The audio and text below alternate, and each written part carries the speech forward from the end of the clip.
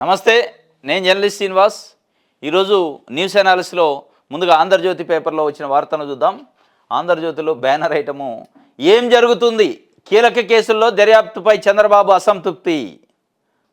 ఏం జరుగుతుందని నిన్న పోలీసు అధికారులని పిలిచి మాట్లాడినాడు చంద్రబాబు నాయుడు గారు. ఏ విషయంలో ఏం జరుగుతుంది? కీలక కేసులట. కీలక కేసులు అంటే ఏంది? నిన్న విశాఖపట్నంలో ఒక లా విద్యార్థినిని ప్రేమ పేరుతోని వంచి ప్రీడే బ్రోకర్గా మారి వాళ్ళ స్నేహితులతో కూడా అత్యాచారం చేయించి బ్లాక్మెయిల్ చేసి ఆగస్టు నుంచి బెదిరిస్తున్నారు. ఆ కేసు పైన,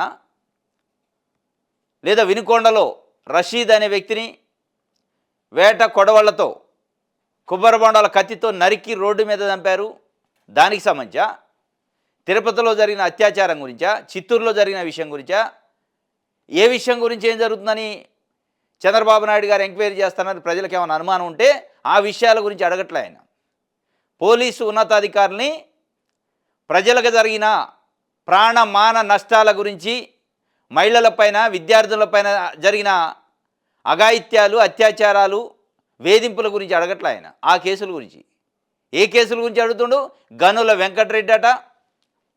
ఇంకో ఇటు రాశారు ఇట, అంటే ఆంధ్రజ్యోతి పత్రికకి ప్లస్ చంద్రబాబు నాయుడు గారి రివ్యూకి ఇది ఆంధ్రజ్యోతి పత్రిక చాలా సంతోషం. ప్రజల గురించి మాట్లాడితే రాయరు వీళ్ళు.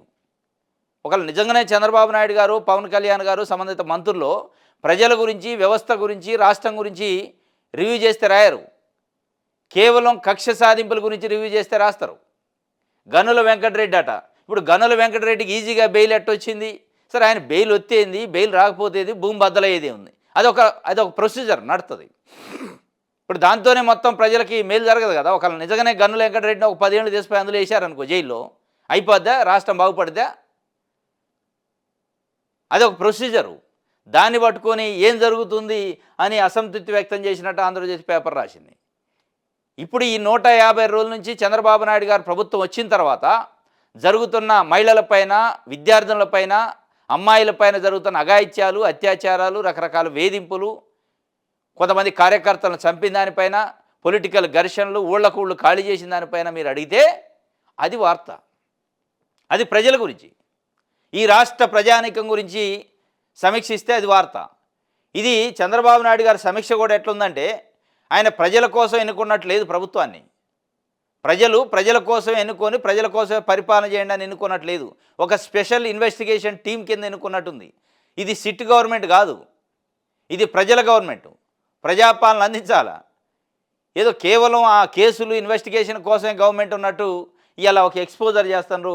మదనపల్లి ఫైళ్ల దహనం కేసులో నత్తనడక, చిత్తూరులో 1000 ఎకరాల భూములు కబ్జా, మద్యం కుంభకోణంలో అరెస్టులు లేవు, ఆడుదాం ఆంధ్రలో అవినీతి పట్టదా, రేషన్ బియ్యం మాఫియాను వదలదు, మైనింగ్ దోపిడీదారులు జైలుకి వెళ్లాల్సిందే, ఉన్నతాధికారులు సీఎం స్పష్టీకరణ, 2 రోజుల్లో కీలక నిర్ణయాలు. ఇందులో ఎక్కడా కూడా మహిళలపైన జరిగిన అఘాయిత్యాలపైన ఒక మాట మాట్లాడలే, అత్యాచారాలపైన ఒక మాట మాట్లాడలే, హత్యలపైన ఒక మాట మాట్లాడలే.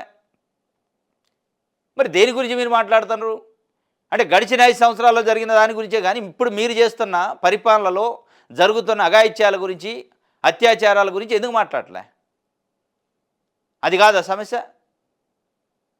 అంటే కొంతమంది వ్యక్తుల కోసమే ప్రభుత్వం ఉందా? కొన్ని కేసులను దర్యాప్తు చేయడానికి మీ ప్రభుత్వం ఎన్నికైందా? అదే అనిపిస్తుంది. ఎప్పుడు రివ్యూ చేసినా ఇవే అడుగుతారు. ఏం జరిగింది ఆ మదనపల్లి ఫైల్ ఘటన, గనుల వెంకటరెడ్డి ఘటన, లేకపోతే లిక్కర్ మాఫియా, ఇసుక మాఫియా, ఈ మాఫియా అది ఎట్లాగా అయింది? దానిపైన పెద్దగా సమీక్ష పెట్టి ప్రెస్కి ఇవ్వాల్సినంత సీన్ లేదు దానికి. ఇలా సమీక్ష పెట్టాల్సింది ఇవాళ ట్రెండింగ్గా జరుగుతున్న ఇష్యూస్ పైన.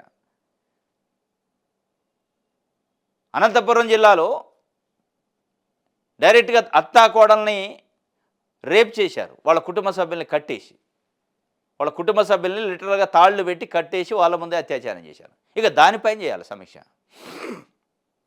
గుడ్లవల్లేరులో 300 మంది విద్యార్థులకు సంబంధించి హిడెన్ కెమెరాలు పెట్టి వీడియోలు తీశారు. దానిపైన అడగాల. అది సమీక్ష అంటే. అది ప్రజల గురించి. మీరు కేవలం వైఎస్ఆర్సీపీ హయాంలో ఏ అధికారులు తప్పులు చేశారు, ఏ అధికారులు మన మాట లేదు, ఏ నాయకులను వేధించాలి, ఇది పెట్టుకొని దాన్ని కాదు, దాన్ని పరిపాలన అనరు, దాన్ని వార్త అనరు. దానిపైన సమీక్షలు, ఏం జరుగుతుంది, అసంతృప్తులు. మీరు అసంతృప్తి వ్యక్తం చేయాల్సింది ఇవాళ జరుగుతున్న కాంటెంపరీ ఇష్యూస్ పైన. అది వదిలేసి మద్యపాన నిషేధం అమలుతో హామీతో అధికారంలోకి వచ్చిన వ్యక్తి మద్యం ఉత్పత్తి, సరఫరా, విక్రయాలు అన్నీ తన చేతుల్లో పెట్టుకున్నారు. 1,000 కోట్లు తాడేపల్లి ప్యాలెస్కి చేరాయి. బాధ్యులు ఎవరో తెలుసు, వారిని అరెస్ట్ చేయాలి కదా. అసలు సూత్రధారులను అరెస్ట్ చేయకపోతే ప్రజలకు ఏమని సమాధానం చెప్తాం? ప్రజలు ఎవడు అడగట్లే, ఆంధ్రజ్యోతి తప్ప. ప్రజలకు ఏమని సమాధానం చెప్పాలనేది రైతు భరోసా విషయంలో, తల్లికి వందనం విషయంలో, రైతు బీమా విషయంలో, వాళ్ళ అకౌంట్లలో పడే డబ్బుల విషయంలో అది సమాధానం చెప్పాల్సింది. ఈ సమాధానాలు ఎవడు అడగట్లే. పేదలకు ఇచ్చే రేషన్ బియ్యాన్ని వైసీపీ నేతలు తినేశారు. లక్షల టన్నుల బియ్యాన్ని కాకినాడ పోర్టు నుంచి ఆఫ్రికా దేశాలు తరలించి 1,000 కోట్లు దోచేశారు. ఇది ఒక పెద్ద మాఫియా. సూత్రధారులు, పాత్రధారులు, దోపిడీదారులపై ఫోకస్ పెట్టలేదు. కాకినాడ గౌడన్లలో 1,000 టన్నుల రేషన్ బియ్యం ఉంది. దానిపై కేవలం నిత్యావసరాల చట్ట సెక్షన్ 6A కింద కేసులు పెడితే సరిపోతుందా? 5 ఏళ్ళు దోపిడీ సంగతి ఏంటి అంటే ఏ సెక్షన్లో పెట్టాలి, ఏ చట్టం ప్రకారం శిక్షించాలో కూడా ఆంధ్రజ్యోతి రాస్తుంది క్వశ్చన్ వేసి.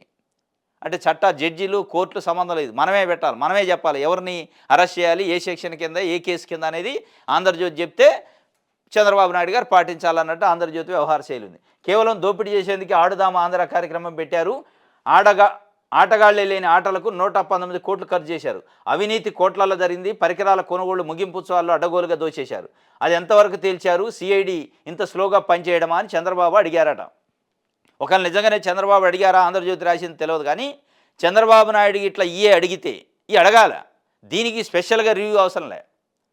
అసలు రివ్యూ చేయాల్సింది ఇవాళ జరుగుతున్న ఇష్యూస్ పైన రివ్యూ చేయాలి.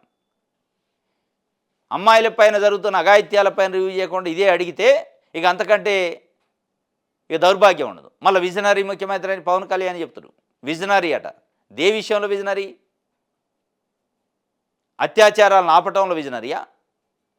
దేంట్లో విజనరీ అంటే చెప్పలేని పరిస్థితి. ఇది ఒక వార్త ఇచ్చారు.